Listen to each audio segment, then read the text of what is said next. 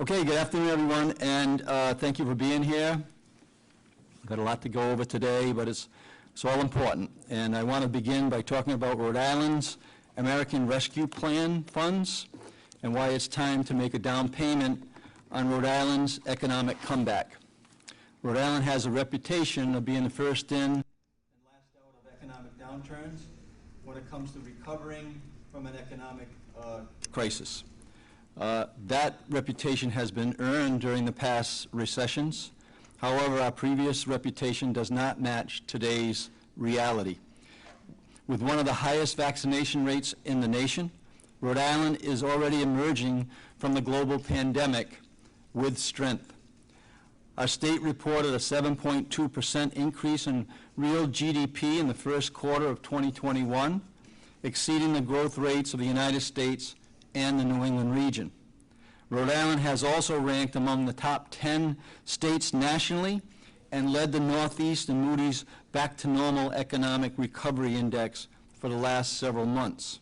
As of today, Rhode Island ranked 4th in the nation and number 1 in the region.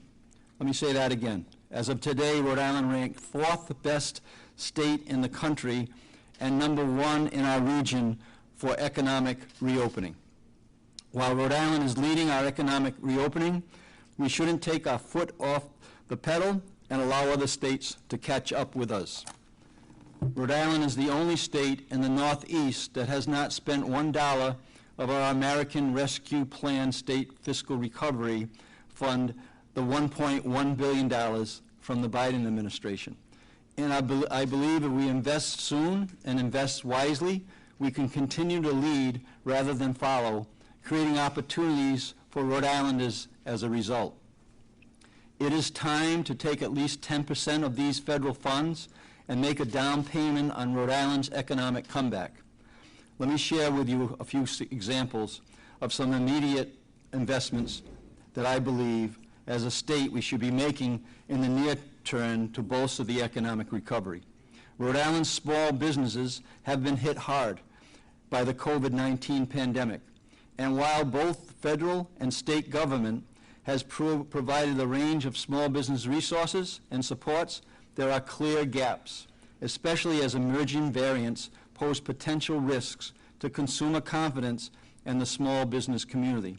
Additionally, certain industries, such as tourism, travel, and events, have been hit particularly hard and face major challenges and long-term shifts to consider business demand in response to trends due to COVID-19. I believe our small business cannot wait for assistance.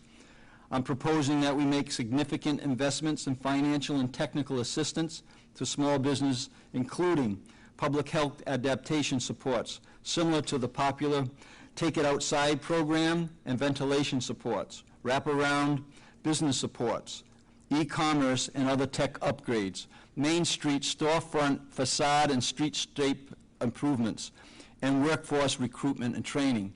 We should also use a dedicated portion of these funds immediately to offer support, including capacity building, contract procurement assistance, accounting and financial assistance to our minority-owned and women-owned businesses.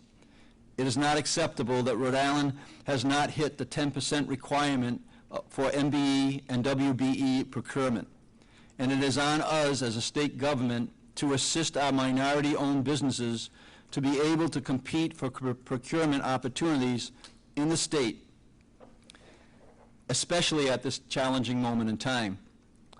We all agree that we have a housing crisis in Rhode Island, and this past legislative session, we as a state took action to begin to address it. We now have a permanent dedicated funding stream for the creation of affordable housing, and we've created a new position in state government to specifically oversee housing initiatives. While this is a good start, we must do more. Rhode Island can unlock substantial federal funds to create affordable housing units. Let's immediately invest American Rescue Plan funds to support the creation of hundreds of units of affordable housing. And additionally, let's invest funds to acquire properties to support housing development. The winter is coming, and we still have 336 individuals living on the street, and we need to get those funds out to make sure that we protect them before the cold weather arrives. We should also use funds to provide down payment assistance for disadvantaged households, target blighted properties and communities heavily impacted by COVID-19, and finally, have a real plan to provide affordable broadband internet for every Rhode Island family. Workers cannot return to work if there's not a safe, quality, affordable child care for our kids. However, the child care industry has been hit hard by the pandemic and now is struggling to attract and retain workers due to low wages in the industry driven by lack of public investment. Let's start by investing some of these dollars to incentivize and promote the retention of experienced workforce across the system and to support more family child care providers to open. Specifically, let's provide premium pay retention bonuses to supplement baseline wages for over 8,500 workers who are primarily women and women of color and cover many of the startup costs for new family child care providers. These are just a few of some of the ideas that my administration has developed for immediate investment. We also need to invest in long-term and utilize these crucial federal dollars to propel Rhode Island into the next decade with strength.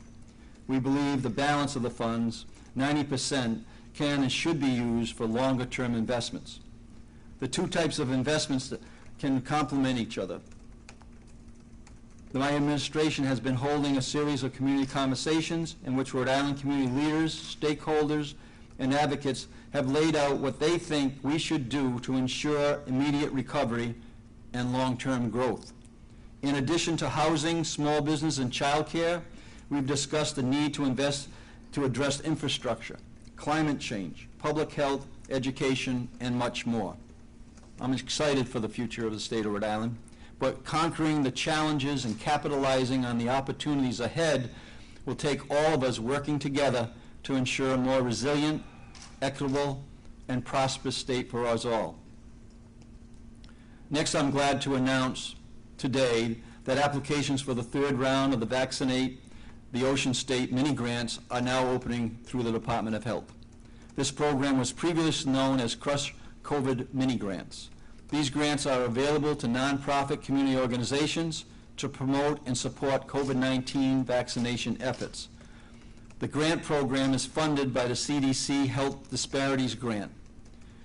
We're glad to be able to administer the program here in Rhode Island to support our COVID response. These mini grants range from $2,000 to $49.75. We have $223,000 available for this round. Preference will be given to applicants that serve communities harder hit by COVID-19 and communities with lower COVID-19 vaccination rates. The deadline to apply is Friday, September 30th at 5 p.m. There will be a virtual information session on Friday, September 24th from 11 a.m. to 12 p.m. to answer the questions. We'll be sharing that info later this afternoon. Information is available on the Department of Health's website as well as my social media web pages. We're asking Rhode Islanders to help us spread the word, and we thank you all, the nonprofits who have stepped up to support Rhode Island's COVID-19 vaccination.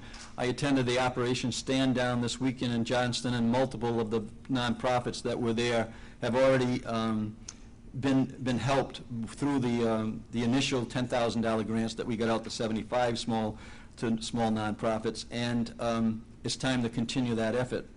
We couldn't have reached 86.7% of adults with at least one shot without these organizations. And finally, I want to take a moment to talk about an update on the Overdose Prevention and Intervention Task Force. A couple of weeks ago at this press conference, it was brought to my attention that community members and providers had concerns about the federal allocation of Rhode Island State Opioid Response Grant coming to an end and its impact on funding going forward. This is a crucially important issue that has only been intensified by the pandemic.